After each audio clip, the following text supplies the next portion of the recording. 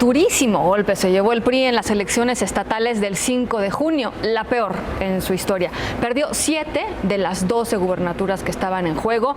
En 5 de ellas había gobernado por décadas, literalmente. Se trata de Veracruz, Durango, Tamaulipas, Quintana Roo y Chihuahua, estados donde los gobernadores enfrentan escándalos de corrupción. Algunos, sabemos muy bien, están incluso prófugos de la justicia, como el caso de Veracruz con Javier Duarte. Otros están bajo investigación por irregularidades durante sus administraciones. Ahora, estas 5 entidades son gobernadas por el PAN, que en coalición con el PRD arrebató al PRI gran parte del control del territorio nacional. ¿Qué significa esto para el PRI en el 2017 y eventualmente en el 2018? Esta mañana nos acompaña Javier Tello, analista, y Esteban Illades, editor de Nexos. ¿Cómo están? Hola, buenos días. Pues brutal golpe, ¿no? Al PRI. Sí. No solamente un brutal golpe al PRI, diría yo, sino que revive el PAN de una manera impresionante. Es decir, yo creo que el PRI tenía una clara estrategia rumbo a 2018 y todo cambió a partir de esta serie de derrotas que son además vistos como victorias para el PAN. Parte de la estrategia rumbo a 2018 era que la oposición era un desastre y que en todo caso quien habría que a quien le habría que ganarle era López Obrador. Nadie pensaba en el PAN como un posible contrincante en 2018 y revive el PAN y le complica eso muchísimo las cosas al PRI. Pero además, esto ocurre después de un año y medio donde ocurrieron muchas otras cosas. Ayotzinapa, lo de la Casa Blanca, Tlatlaya, etcétera, etcétera, etcétera, ¿no? O sea, se le fue sumando, digamos, la factura al PRI y se la cobraron los electores el 5 de junio. Se la cobraron y el PAN, como dice Javier, revive, pero revive por accidente, yo creo, porque el PAN no tenía una campaña, no estaban unidos y de repente se encuentran con estas victorias y ahora son, digamos, el partido a vencer según las encuestas, ¿no? El PRI sigue pensando, el PRI sigue sin reaccionar ante esta derrota. Recordemos a Francisco Labastida a mediados de este año diciendo que fue por el matrimonio gay, por la iniciativa de la marihuana, que el PRI hizo cosas que no le gustaban al electorado, pero realmente no se mencionó la corrupción, ¿no? Enrique Ochoa ahora habla más abiertamente de la corrupción, pero igual yo creo que siguen sin entender la magnitud del problema en el que están metidos. Que esa era un poco la pregunta, mi segunda pregunta era, el PRI perdió, devastador para ellos, por supuesto, pero no hay un ejercicio, o por lo menos no un ejercicio público, de reconocimiento de las variables que lo llevaron a esto, y eso puede ser gravísimo rumbo al 17 y el 18, ¿no? Bueno, sí, claro, realmente me parece que no hay ejercicio, o por lo menos es de dientes para afuera, ¿no?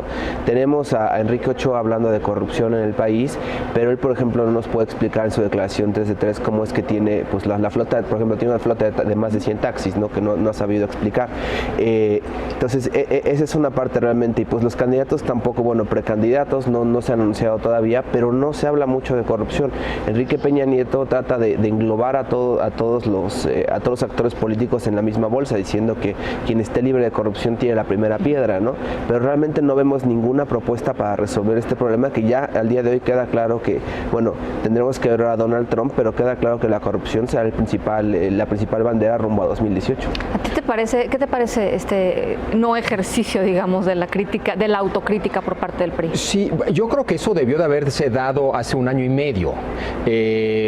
Una y otra vez hubo crisis, insisto, la Casa Blanca, lo de Ayotzinapa, ante las cuales realmente no reaccionaron, pensando que con el tiempo se olvidaría, con el tiempo dejaría de ser noticia, etcétera. Creo que no se dieron cuenta que estas crisis tenían un hilo conductor y que el total de ellas era más que la suma de las partes. Creció a tal nivel que creo que ya no es posible dar respuesta desde el gobierno a estas crisis. No significa que se tengan que quedar o deban de quedarse con los brazos cruzados, pero creo que ya a estas alturas veo muy difícil un discurso anticorrupción a estas alturas. Yo creo que lo que tienen que ofrecer o su posible estrategia rumbo a 2018, posible estrategia ganadora, tiene que ser otra.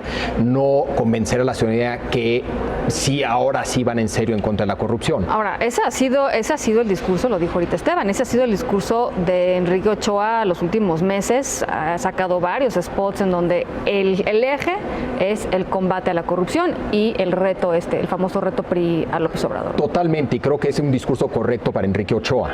¿Con eso puede ganar el PRI en 2018? Claro que no. La bandera de la corrupción, quien la va a poder ondear con cierta credibilidad va a ser López Obrador y el candidato del PAN. Con cierta credibilidad del PAN, ¿no? Por más que el PRI también tiene que tener, como todos tendrán que tener un discurso respecto a Trump, todos van a tener que tener un discurso respecto a la corrupción. No es que no deban de tener un discurso. No creo que les gane votos. Si no lo tuvieran, igual perderían más votos, pero creo que la manera de ganar para el PRI no puede ser, y no hay manera de que sea con la bandera de lucha contra la corrupción. Esa la tiene el PAN y la tiene todavía más López Obrador. Yo creo que tienen que tener un discurso, como lo tiene Enrique Ochoa, pero tienen que pensar en otra cosa para tratar de ganar 2018 si creen que pueden ganar 2018. Ahora, ¿a ustedes les parece que, lo recordabas también tú, Esteban, pasando las elecciones, varios gobernadores dijeron el asunto se definió por temas como matrimonio igualitario y como temas muy particulares? ¿Ustedes de verdad creen que la opinión pública compra este argumento? No, claro que no. O sea, el caso de Veracruz es el más claro, ¿no? O sea, el Yunes del PAN no era de lejos el mejor candidato posible para vencer a Javier Duarte. Él también tenía acusaciones de corrupción detrás, pero ganó y ganó por mucho, justo por las cuentas que dejó Duarte en el estado, ¿no? O sea, la gente lo empezó a ver, ellos lo empezaron a ver en su día a día, de donde no había dinero, en las escuelas, no había dinero, pues las calles no se arreglaban, ¿no? O sea, la gente empieza a reaccionar cuando empieza a ver cómo les afecta a ellos directamente la situación, ¿no? Entonces ya cuando estás viendo los dispendios de Javier Duarte, de cómo están desviando el dinero en esta famosa investigación de Animal Político, de cómo usaron a la gente más pobre para fingir empresas que después por las cuales desviaron millones de dólares, pues ahí es cuando la gente se empieza a enojar, ¿no? Matrimonio igualitario yo creo que no era la bandera y en ese caso que hizo que la gente cambiara de parecer. Yo lo ampliaría más a mal gobierno, no solo corrupción probablemente es la parte más importante y más escandalosa de un mal gobierno, pero mal gobierno en general, en muchas otras áreas. Entonces creo que es una rebelión y un voto en contra del mal gobierno. Ahora, lo que no queda claro de estas elecciones intermedias es si el voto fue un voto anti-PRI, anti-mal gobierno o antisistémico. Porque no hay manera de saber, y es muy importante entender cuál de esos, cómo describir ese voto, porque si es antisistémico, eso beneficiaría muchísimo a López Obrador rumbo a 2018. Claro. Si es anti-PRI, pues eso beneficia a la oposición, no solamente a Morena, sino también al PAN y a cualquier oposición. Si es anti-mal gobierno, pues eso beneficia a quien con credibilidad puede ofrecer buen gobierno. Entonces, no queda claro y puede ser una mezcla, no tiene que ser uno o lo otro, puede ser en parte mal gobierno, un voto en contra del mal gobierno, en parte un voto en contra del PRI, es decir, un voto antiprista, y en parte un voto antisistémico. Pero creo que están esos tres elementos que no queda claro el peso de cada uno. Ahora, los votos se los llevó mayoritariamente el PAN, ¿no? O las alianzas, digamos. Entonces, claro, ahí podría uno hacer algún tipo de inferencia, porque no hubo... ¿Pero cuál sería tu inferencia de que se los ha llevado el PAN? Pues que básicamente los atrajo el PAN, o sea, no los atrajo otra opción política. Cayeron en el PAN, pero por una cuestión, uno pensaría que si cayeron en el PAN, entonces el voto antisistémico no es No necesariamente, pero quizá convenció más el discurso del PAN, o sea, quizá tenían muchas más armas para decir nosotros somos distintos. Tal vez no convenciera ganó el PAN. Ajá, o sea, tal vez no es que convenciera, sino que era como la alternativa menos peor, digamos, o sea, ¿quién le puede ganar al PRI? ¿Quién nos puede quitar a estas personas que, como dice Javier, han gobernado mal y han hecho todo esto de la corrupción? Pues ¿quién nos puede quitar? Pues el candidato mejor posicionado, ¿no? También hay que recordar que en algunos casos pues son gubernaturas que son muy muy cortas, o sea, también qué es lo que se puede hacer, por ejemplo, en Veracruz, creo que son 2 años, 4 meses, una cosa así, ¿no? En Puebla también, que es menos de 2 años, ¿qué tanto, digo, ahí hubo continuidad, pero qué tanto puede hacer realmente un gobernador entrante, que ahora estamos viendo a varios, pues ver las arcas y espantarse de un problema que claramente ya estaba ahí, ¿no? Ahora, yo te diría que creció Morena en Veracruz de una manera que sorprendió a todos. ¿Sí? Entonces, ganó el PAN, pero Morena estuvo cerca de una manera inesperada. En Chihuahua, ok, ganó el PAN, pero un candidato independiente que dicen que no le fue bien, bueno, caray, 18%, es un chorro de votos. Bueno, es más que el PRD. Exacto. Sinaloa, Movimiento Ciudadano en Sinaloa también, sí. Por ejemplo, sí hay otros partidos. Entonces, y otros actores. Yo creo que, claro que ganó el PAN, fue el gran ganador el PAN, pero no creo que por cosas que hizo el PAN o por cosas que representa el PAN o por un cierto discurso del PAN, sino por razones más negativas que positivas. Al grado de que el PAN todavía no sabe muy bien qué hacer con esta ventaja, o sea, se están peleando ahí Margarita Zavala y Ricardo Anaya, pero no están presentando todavía una plataforma que realmente pueda convencer a la gente, ¿no? Margarita Zavala lleva destapada pues más de un año y no hemos visto una plataforma política, o sea, puntos factuales que nos diga esto es lo que planeo hacer. Ahora, lo que les ha de haber puesto realmente a temblar al PRI es la elección del año siguiente, que es la elección al Estado de México, claro, que es crucial, digamos, para... Yo creo que esa es la única explicación por la cual Luis Miranda es ahora secretario de Desarrollo Social. Es decir, alguien que ha dicho el presidente en distintas ocasiones que es un ejecutor, que ejecuta muy bien, que es quien manejaba el dinero dentro de Secretaría de Gobernación, pues ahora va a Secretaría de Desarrollo Social, que es por donde más dinero puede fluir, ¿no? Entonces, claro que el PRI tiene focos rojos para recuperar, para quedarse con el Estado de México en 2017, porque si hay algo que le importa a la cúpula del gobierno es el Estado de México, yo creo que por encima de cualquier otra cosa. Estoy de acuerdo y no, creo que el Estado de México es medio espejismo, es decir, en situaciones normales, que estas no son normales, ganar el Estado de México es importante, pero pensar que si ganas el Estado de México, esto te posiciona tal vez para ganar en 2018, es no entender lo que ha pasado los últimos 2 años desde la perspectiva del PRI. Obviamente, si el PAN gana el Estado de México es una victoria fabulosa para el PAN, es decir, importa muchísimo más para el PAN que para el PRI, yo te diría. Para el PRI yo creo que la estrategia rumbo a 2018 no pasa necesariamente por no es tan relevante. Quieres ganar todas las elecciones, pero, incluyendo la Estado de México. En términos de golpe de imagen, digamos, perder el Estado de México para el PRI sería tremendo, ¿no? Ok, pero tal vez eso provocaría el tipo de audacia necesaria para tener una presencia en el 2018 más interesante, más digna, más, ¿no? Si ganan el Estado de México, el PRI, sospecho que van a pensar que, híjole, pues no tenemos que hacer grandes cambios, esto de la corrupción pues no pesó tanto, fue un problema de Duarte y de Veracruz, ¿me entiendes? Por eso creo que es un espejismo en ese sentido y creo que puede generar más problemas que los beneficios que les podría traer una victoria del Estado de México. Pero también hay que pensar a cambio de qué, o sea, qué tanto dinero tiene que invertir el PRI para retener el Estado de México, ¿no?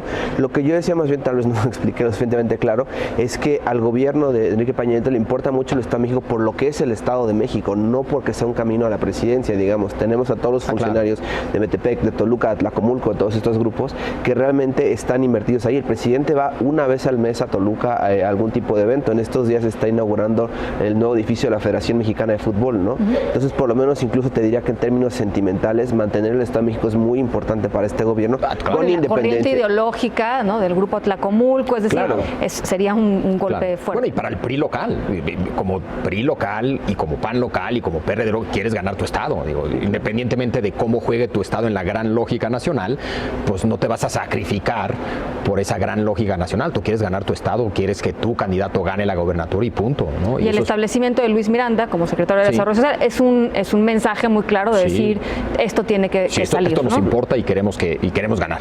Ahora, las alianzas, ¿no? El PRI tiene siempre sus aliados, estos ya no tan chiquitos, algunos de ellos, y ¿no? ya no tan claramente sólidos, yo diría. Bueno, el Verde, yo creo que el Verde es un partido que se vende, yo insisto que no es un partido, en ese sentido yo creo que si hace 2 años era un sólido aliado del PRI, yo no veo tan claro que se queden, si se desmorona de una manera estrepitosa el PRI rumbo a 2018, no me sorprendería que el PRI establezca alianzas. Que el Verde. El Verde, perdón, establezca alianzas con otros. El PANAL, lo mismo, yo creo que el PANAL es muchísimo más autónomo en ese sentido que el Verde, yo creo que sí es un partido más de veras. Entonces incluso esos aliados que se pensaban muy incondicionales, yo no los veo ya tan incondicionales. Que además han ganado fuerza en las últimas elecciones, claro, el Verde cada vez es que yo creo que estamos subestimando al Verde porque ahorita no es periodo electoral, pero deja que salgan los spots y que empiecen a pintar las ciudades otra vez con pena de muerte, con lo de los circos, con todas estas causas que saben, realizan encuestas, estudios, saben qué es lo que le importa a la gente, las causas son como flashy, por llamarlas de una manera, y entonces con eso el Verde otra vez puede recuperar pues un 6-7% de votos, ¿no? Sí. Ahora, para las elecciones del Estado de México, probablemente vaya con el Verde y con Sí, PANAL, eso sí, sí. estamos muy claros, Sí. Y se va a enfrentar a PAN-PRD. Y Morena. Entonces, pues ahí otra vez tenemos esto que seguramente jugará en el 2018, que es el voto dividido, ¿no? Que tenemos tal fragmentación de candidatos que realmente pues vamos a tener elecciones muy peleadas, pero con porcentajes muy bajos de victoria, que eso pues va a llevar a ciertas crisis de representatividad, ¿no? Sí, yo y lo hablamos hace unas semanas en esta mesa, yo creo que desde el punto de vista del PRD, yo creo que ya tendría que escoger pensando en 2018. Y desde el punto de vista del PRD, yo me iría con Morena, o sea, una alianza de la izquierda más que con el PAN. Creo que al PAN le conviene una alianza con el PRD, eso me queda claro, al PAN. Suma, yo no creo que desde el PRD le convenga esa alianza. Yo creo que le conviene más aliarse ya, escoger. Si la idea es ir solo en 2018, entonces vamos solos en el Estado de México en 2017. Si sigo pensando en una posible alianza en 2018 con el PAN, pues entonces ok con el PAN, yo lo veo eso poco complicado. probable. Pero si sigue habiendo una genuina posibilidad de que vas a ir con Morena en 2018, pues desde ahorita. Pero ahí también juegan los actores individuales. Bueno. O sea, el puntero es Miguel Ángel Mancera, que no se ha afiliado al partido, y entonces pues cada quien tiene sus propias aspiraciones, ¿no? Entonces también es posible pensar que no quiere una alianza porque él sabe que puede obtener un 7 o un 8% que sea decisivo en 2018 y que con eso pueda negociar alguna otra cosa, ¿no? A ver, como cierre, el gran tema del PRI es la corrupción, ¿estamos claros? Del país, yo diría. Sí, país. bueno, por eso, pero digo, las responsabilidades directas, digamos, de los gobernadores Sí. que eran priistas, ahí está. ¿Está haciendo lo suficiente como para revertir la imagen?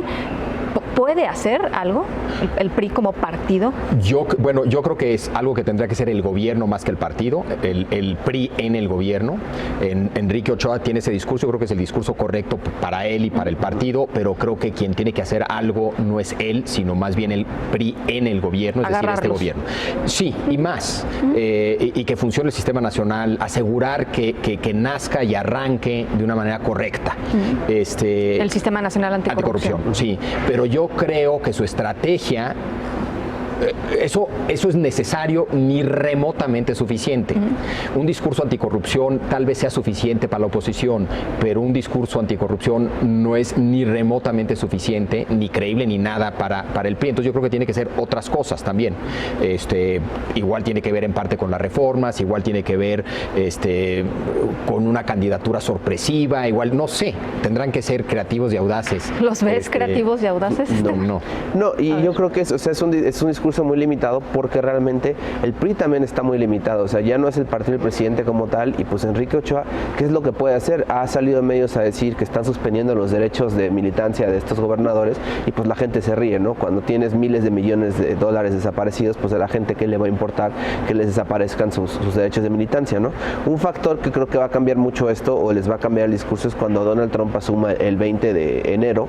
Ahí puede haber el Partido Revolucionario Institucional, que es un partido en teoría nacionalista, puede cambiar de discurso y puede empezar a hablar de la amenaza extranjera, y ahí puede tener mucha mayor credibilidad que en el tema de corrupción. Yo creo que eso es algo que les puede cambiar el discurso el próximo año y rumbo a 2018. Esteban, Javier, muchas gracias por estos minutos.